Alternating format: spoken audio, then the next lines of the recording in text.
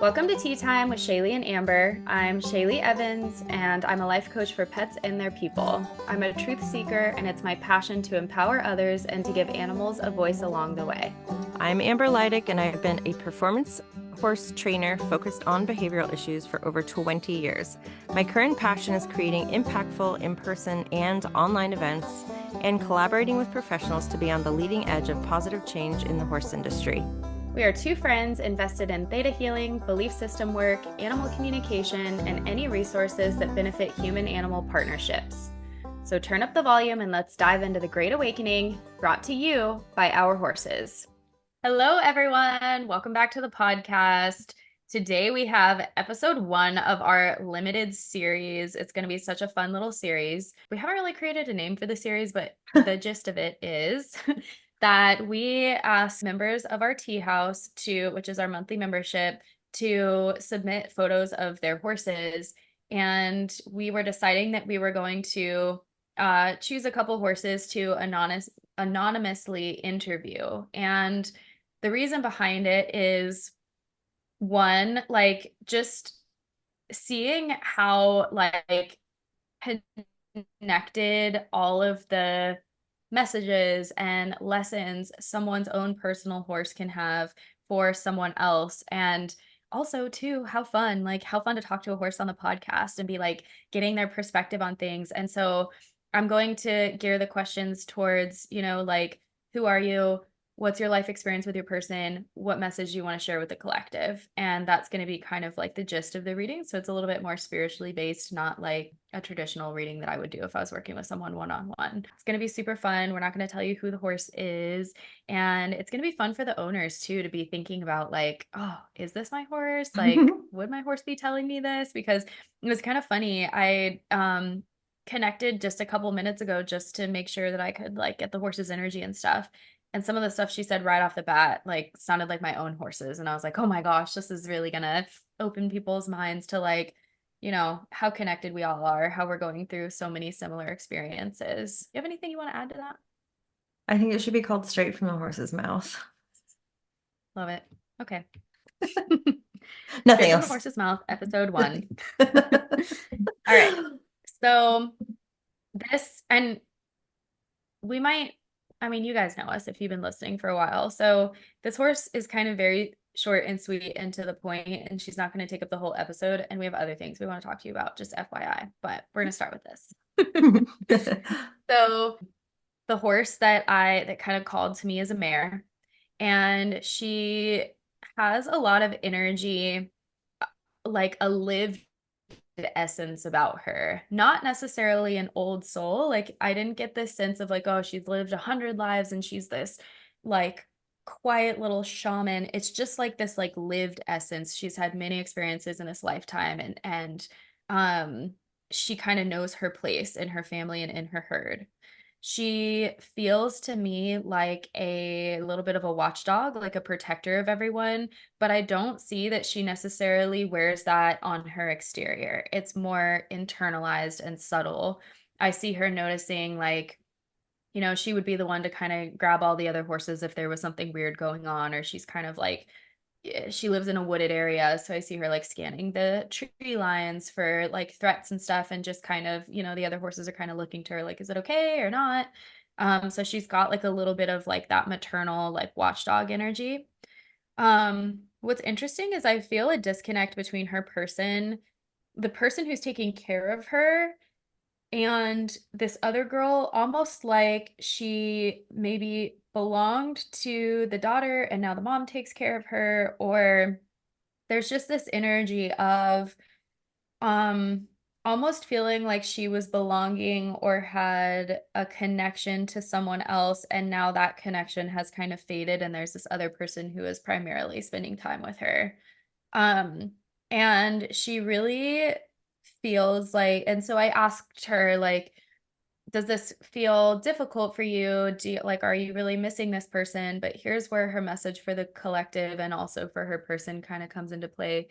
She did not say that she's like grieving that time or that experience. Is just something she notices, and she's saying that she is valuing this stage in her life. And she has this energy or this lesson of moving with the seasons and changes of life, not holding on to anything for too long, or you'll risk not seeing the beauty of all the other seasons. You stay in your wintering season for too long, you risk all the fun things that come with summer, and vice versa with all of these other, emotions, stages, ways of being. Um, she feels from her person like a deep yearning, almost like a nostalgic feeling. And she's definitely feeling from her person a resistance to change, a resistance to things changing around her, maybe her body changing, just like a lot of energy of like wanting to stay in a certain season. And she's offering the advice to just kind of allow yourself to allow she's saying allow life to move through you. Like, don't resist life, just allow it to move through you. Allow these things and experiences and soften to your preferences and all of that stuff, and just kind of like go with the seasons. And she really brings forward this energy of like new growth, new joy, new fill in the blank for you with every season. And that's kind of the biggest message I get from her. Yeah, and it's such a thing for humans, right? Like holding on to people that we don't have in our lives anymore, or even versions of ourselves that we aren't anymore. And you stay so stuck in it and you just like grasp to it. It feels certain, and at some level it feels certain. And it's like something that you know and it's familiar. Like it somehow has a little safety attached to it. So you'll remain in that space, in that person, with those people, just to feel like some sense of belonging or like connectedness, when in reality it's like if you just, like she had said, like live through this honor of those relationships without being attached to them. You know what I mean? Sounds like something that a lot of people need to be able to do. So I love that part. Yeah, it's really cool because like the way that she presents it to me, it like almost makes me think of like, a tree losing its leaves and stuff, which sounds kind of corny, but it's like such a good analogy, and it's such a Mhm. good visual when you think about it. And I think sometimes, yeah, we hold on to things that we don't even realize that we're holding on to. And it's the interesting thing about this horse when she looks at like her person in particular is it's like what we once were, what I once was, what we want, like there's just this energy of like longing for something that they believe they don't have. And yet the mayor is saying, we actually do have that. It's just presenting itself in a different way. Like the essence of our partnership, the essence of who we are together is totally still there. It's just got a different face on it.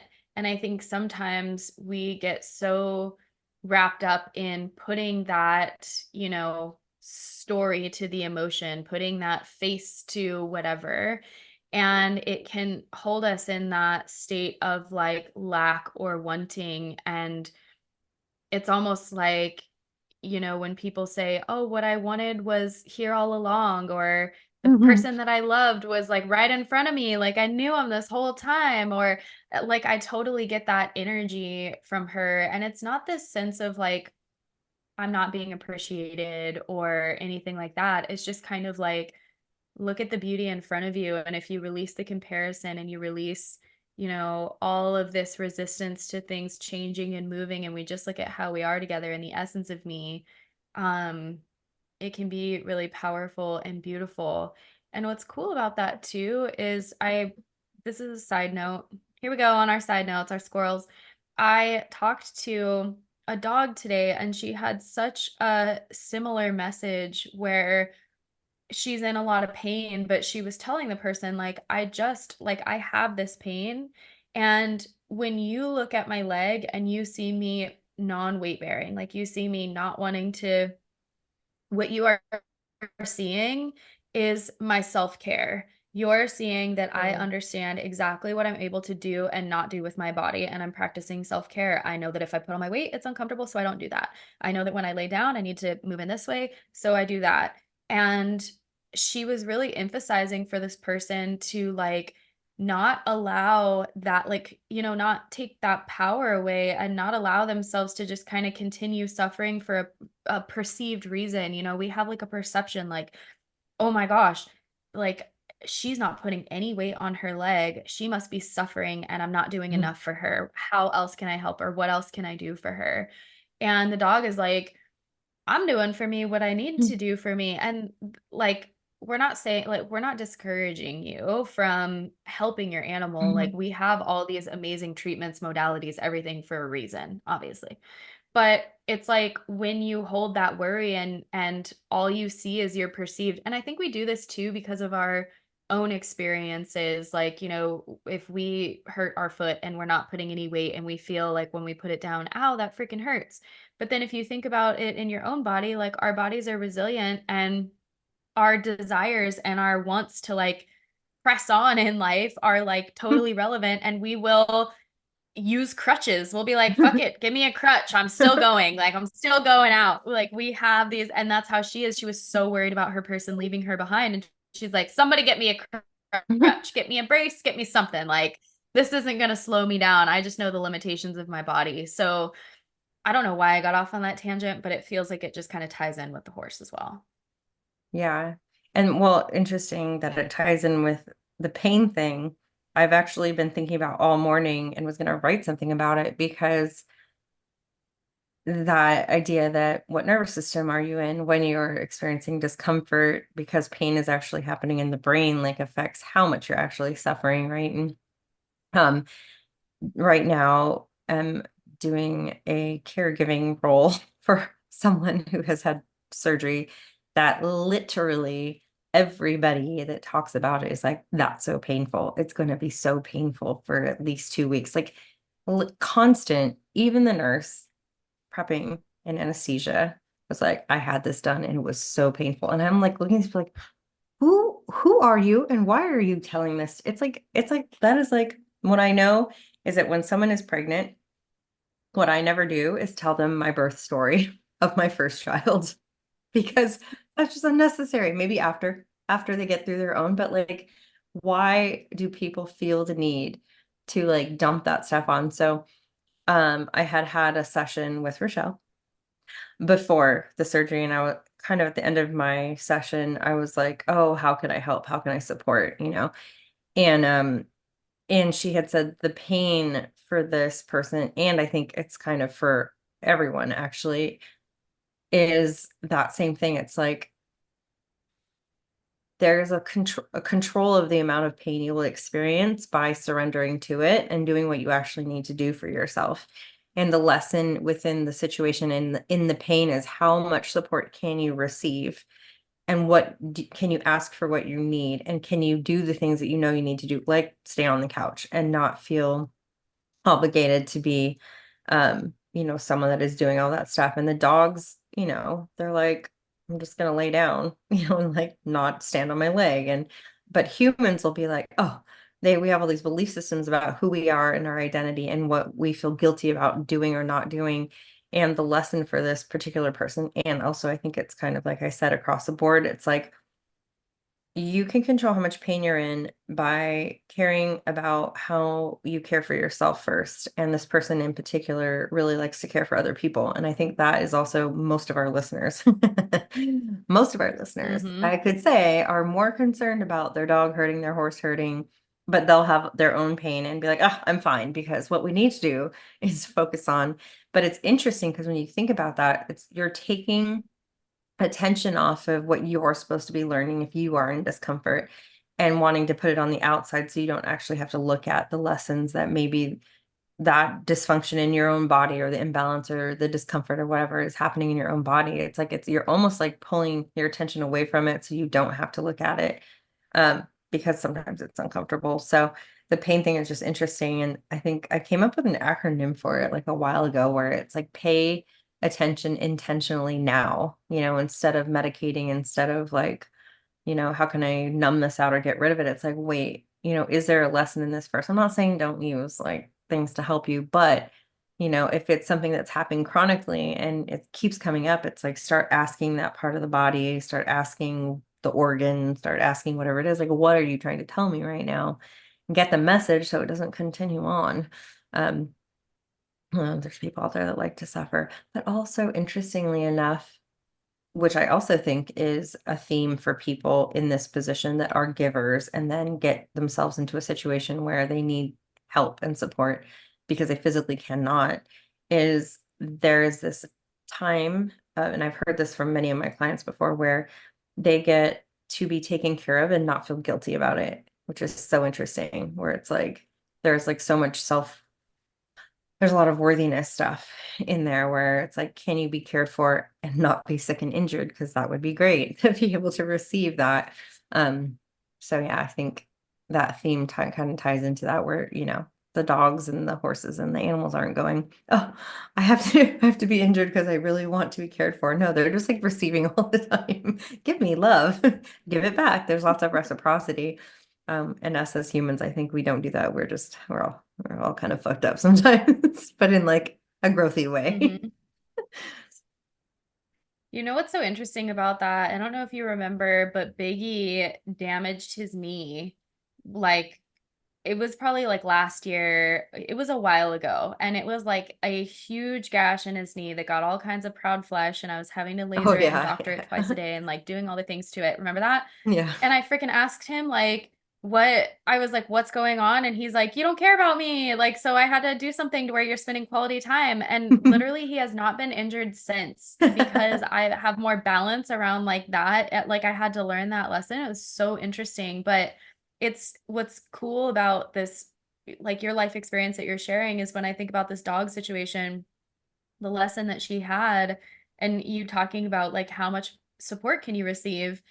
Her, when I was talking about like the issues that she was having with like her hypermobility and the dysfunction in her joints and all of this pain, she said it's directly related to your hyper independence and like your Mm. inability to have like an energetic exchange. And she had so many lessons for this person around like, you have to be able to like relinquish some of the control and just trust in like partnerships, trust in whatever.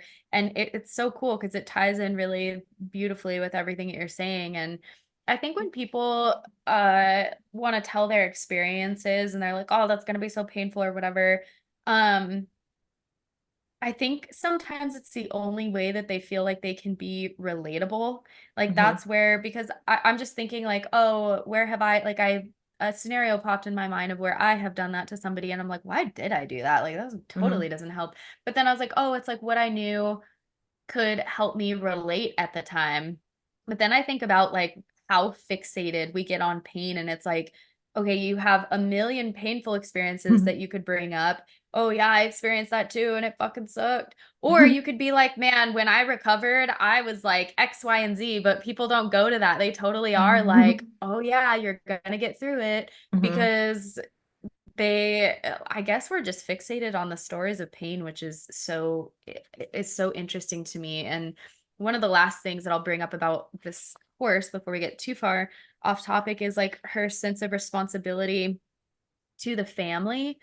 And this feels more of like a shared energy with her person, where her person feels this sense of responsibility. And as time goes on, so I almost want to say the aging process, but not calling her old, but like Mhm. um body changing, the aging process, it feels like there's this sense of responsibility to maintain her physical well-being for the sake of caring for others. And the horse is like, why does it have to be I need to stay okay for others? Like, wouldn't you just care about your body because you love it and your soul chose it and it's the vehicle that you're doing this life in? So there's this message around releasing some responsibility to how others, how others are living their lives and like just doing you and taking care of your body and taking care of your mind and your soul and all of that because it is what's best for you and no one else is going to do it for you. And it's just so interesting. I think a lot of people are going to relate to that, where it's like, oh yeah, I want to go to the gym so that I can be stronger for my horse and stay out of their way, or I want to run so that my dog stays healthy or whatever. Like we do all these things for others. What stops us for just doing that because we feel joy in it? And furthermore, I'm curious what you have to say about this piece too. I think like when we are doing for others, are we fully like, is that because we're afraid to like truly feel into the experience and what it means to us? Because like, let's say you practice like yoga because you think it's going to make you more flexible to ride your horse. If you're thinking about it from that perspective, you almost have this agenda and this goal in mind versus if you were really doing it for you and you were fully embodied, you might not know would come up for you and what would Mhm. like shift for you. Like, don't you think that's a piece of it? Yeah, I feel like we're taught from like a really young age about how we get love and connection, which is like a survival thing, obviously, when you're young. And the conditions that are put on that, stick with you through the rest of your life. So I feel like as people are growing up, we do get told a lot, oh, don't be selfish, or, make sure that you're, paying attention to how other people feel. But like a lot of theme around looking outside and making sure everyone else around you, if you're going to be a nice person, make sure you're good for mommy or daddy or, whatever it is.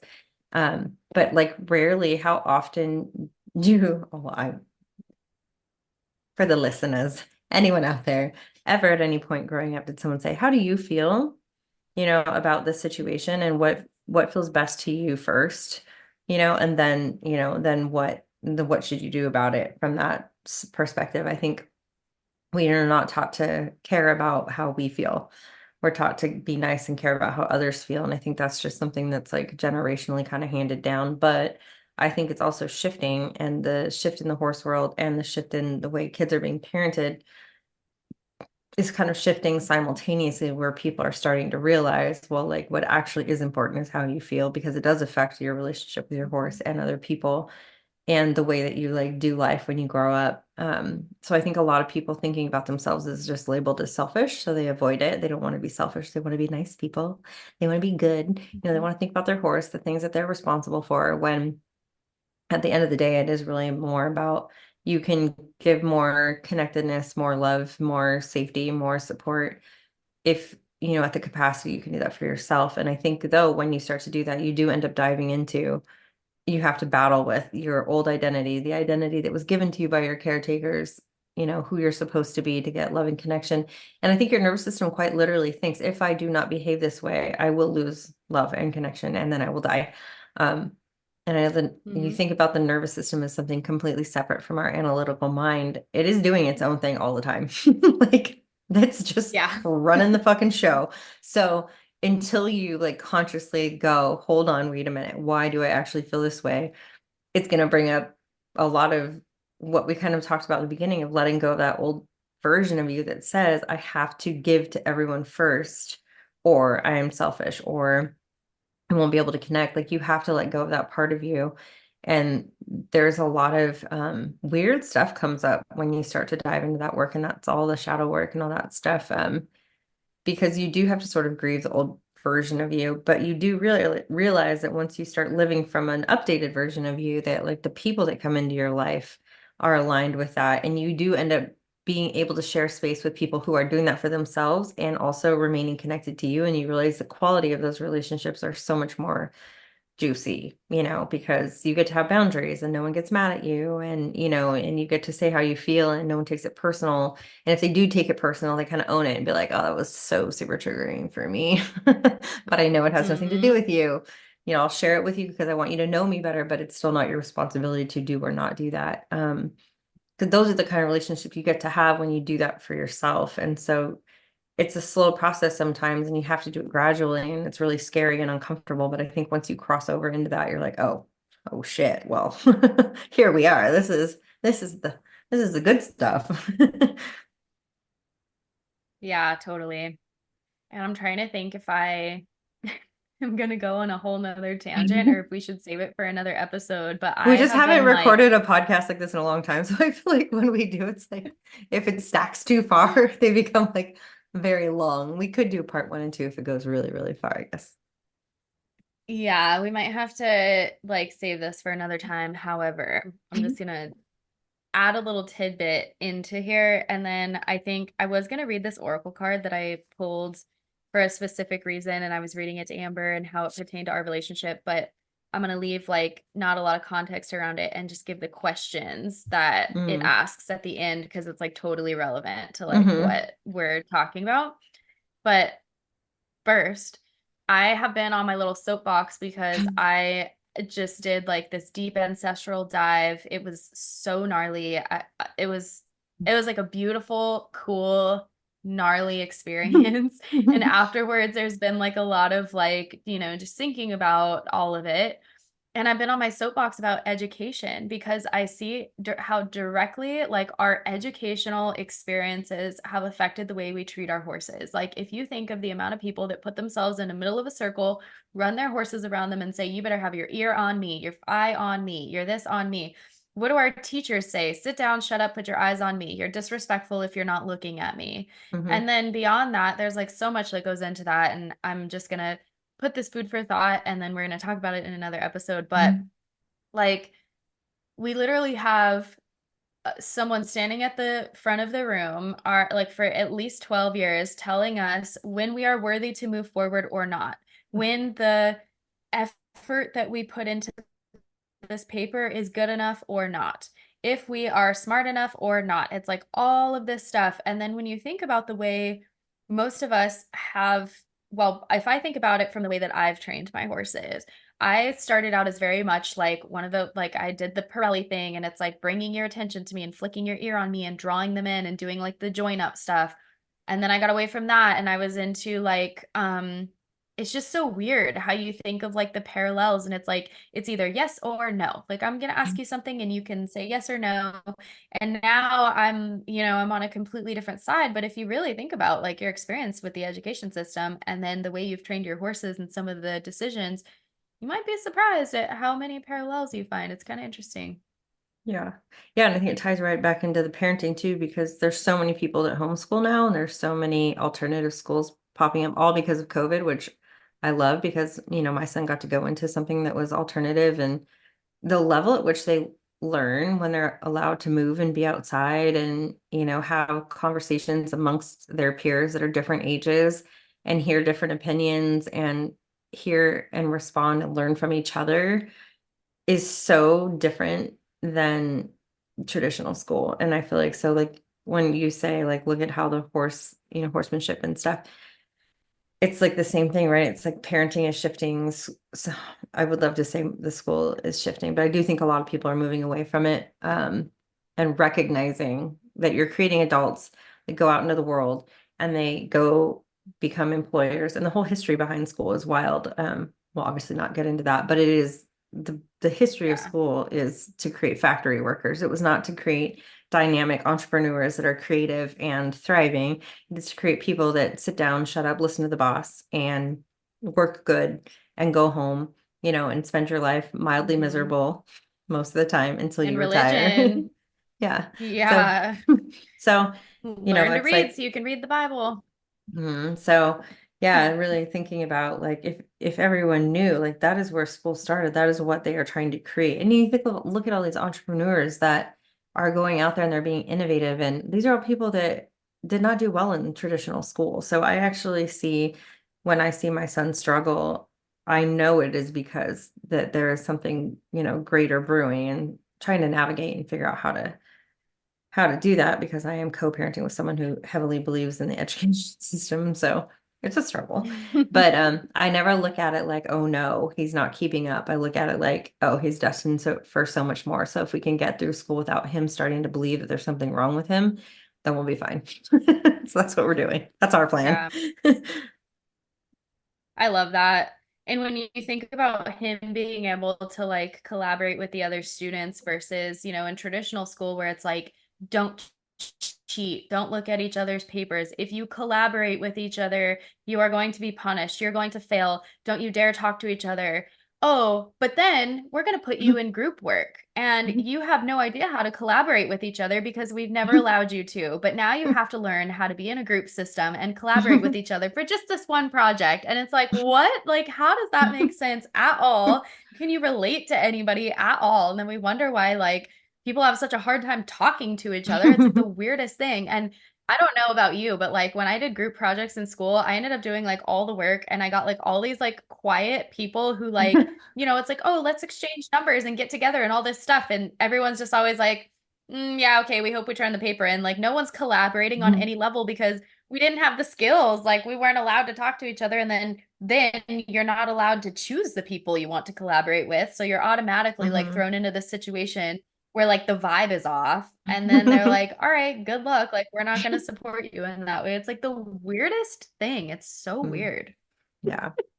Yeah. And then all the comparison and the competition, that's like why I love like doing the stuff that we do where we're collaborating with other trainers, especially other women, where it's like, yeah, like we're breaking that whole bullshit apart where it's like we're not in competition with each other. Everybody has value in their own way. And also it's really fun to collaborate with other people and doesn't mean you're less than or you can't. It just means like you're not doing the same thing anyone else is doing. Cool. You get to go learn from other people and create a bigger impact, and that's freaking phenomenal. So I don't know. Yeah, it's all kind of a mess, but it's fine. We're here for it. I learned recently that that is like one of the biggest ancestral wounds is like the sisterhood, like jealousy and scarcity, and it all comes with like colonialization. And well, we're gonna have to talk about that on our next little adventure. But for now, to avoid, keeping you guys for too long, we're gonna leave you with some questions to ponder. So, are you ready to be honest with yourself and others? Are you willing to take chances and share more directly your true feelings in any situation? And how would you feel if you became more truthful about your feelings? It's nice. And also I feel like just some things to think about. in answering those, if it comes up, oh, I couldn't do that to this person, you need to maybe evaluate that person in your life. But I think those filters and those levels of comfort really filter out who should and shouldn't be in your life. And that is also uncomfortable. Yeah. All right. Happy thinking. We'll see you guys next week.